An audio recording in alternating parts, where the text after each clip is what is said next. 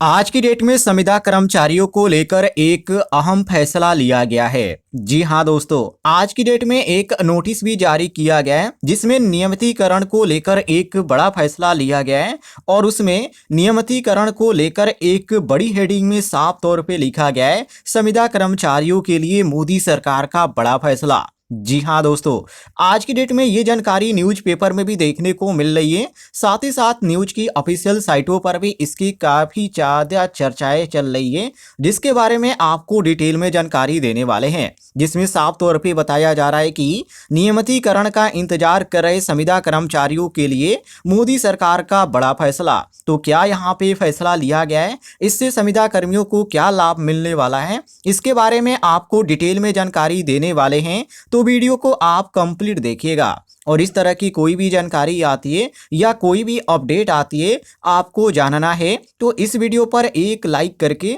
Channel को subscribe भी कर दीजिएगा। आगे यहाँ पर आप न्यूज देखिए।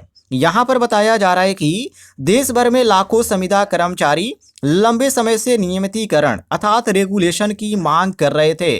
आखिरकार केंद्र सरकार की तरफ से इस मुद्दे पर एक बड़ा फैसला सामने आया है, जिसने कर्मचारियों की उम्मीदों को नया जीवन दे दिया है। और यह अपडेट विशेष रूप से उन कर्मचारियों के लिए जरूरी है जो वर्षों से एक ही विभाग में काम कर रहे हैं लेकिन अस्थायी नौकरी का लाभ नहीं पा सके। आगे इसमें बताया जा रहा है कि मोदी सरकार ने संकेत दिया है कि विभिन्न विभागों में कार्यरत संविदा कर्मचारियों की स्थिति को बेहतर करने के लिए नई पॉलिसी पर काम चल रहा है। इसका उद्देश्य निम्न होगा, जिसमें पहले पॉइंट में इन्होंने बता रखा है संविदा कर्मचारियों की कार्य अवधि का रिकॉर्ड तैयार करना। दूसरे पॉइंट में बता रखा है जरूरत के अनुसार कॉन्ट्रैक्ट कर्मचारियों को नियमित सेवा में शामिल करना। इसके बाद बताया जा रहा है कि विभागों में खाली पदों को के आधार पर नियमितीकरण प्रक्रिया तेज करना। और आगे बताया जा रहा है वर्षों से कार्यरत कर्मचारियों को प्राथमिकता देना। आगे इन्होंने स्पष्ट कर रखा है कि सरकार का यह कदम इसलिए भी महत्वपूर्ण है क्योंकि बड़े पैमाने पर सरकारी विभागों में आउटसोर्सिंग और संविदा व्यवस्था रही है। इससे अस्थायी नौकरी का लाभ कर्मचारियों को नहीं मिल पाता। आगे इन्होंने स्पष्ट कह रखा है कि यह निर्णय और पॉलिसी के बाद निम्न प्रकार के कर्मचारी लाभ पा सकेंगे, जैसे 5 से 10 साल से अधिक समय से कार्यरत संविदा कर्मचारी। और आगे पॉइंट में बता रखा है इन्होंने कि सरकारी विभागों में आउटसोर्सिंग के माध्यम से काम कर रहे कर्मचारी। इसके बाद अगले पॉइंट में बता रखा है कौशल आधारित संविदा कर्मचारी।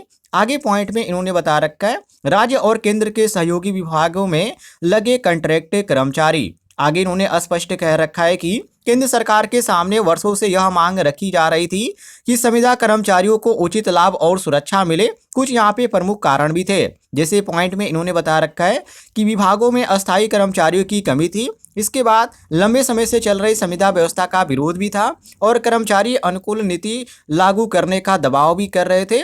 और महत्वपूर्ण सेवाओं में अनुभवी कर्मचारियों की जरूरत भी है। तो ये काफ़ी बड़ी यहाँ पर अपडेट आज की डेट में आ रही है। अभी संविदा कर्मचारी भी यहाँ पर नियमित किए जाएंगे, जो कि बहुत ही जल्द इसकी प्रक्रिया लागू होने वाली है।